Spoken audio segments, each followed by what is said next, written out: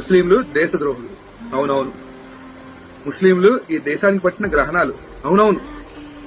ఎందుకు ముస్లింలు దేశద్రోహులు అంటే అదే కరోనా కాలంలో ప్రాణాన్ని సైతం లెక్క చేయకుండా ఎంతో మందికి దహన కార్యక్రమాలు చేసిన వాళ్ళు ముస్లింలు. అందుకు ముస్లింలు దేశద్రోహులు కదా. మొన్నటికి మొన్న మహాకుంభమేళాలో అక్కడి ప్రభుత్వం ముస్లింలు స్టాళ్లు వేయకూడదు, ముస్లింలు వ్యాపారం చేయకూడదు అన్నారు. దాన్ని కూడా అంగీకరించి అదే మహాకుంభమేళాలో ఎంతో మందికి వసతి కల్పిద్దాం, తినడానికి తిండిని కల్పిద్దాం అనేది ముస్లింల ఆలోచనతో అక్కడ ప్రభుత్వం ఒప్పుకోకపోయినా ముస్లింలు మసీదులు ఓపెన్ చేసి, మద్రసాలు ఓపెన్ చేసి వారందరికీ చోటు కల్పించింది ముస్లింలు. అందుకు కదా ముస్లింలు దేశద్రోహులు. ఇప్పుడు వచ్చిన పంజాబ్ వరదల్లో ఇప్పుడు వారందరినీ కాపాడి వీరి ప్రాణాన్ని సైతం లెక్క చేయకుండా వరదల్లో వానల్లో మునిగి తేలుతుంటే పంజాబ్ వాసుల్ని రక్షించింది ఎవరు? ముస్లింలు కాదా? ఎందుకు కదా మా యొక్క ముస్లింలు దేశద్రోహులు.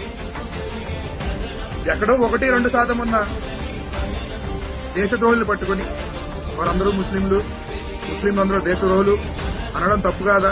మేమందరం భారతీయులు కాదా? మాది భారతదేశం కాదా? జై హింద్.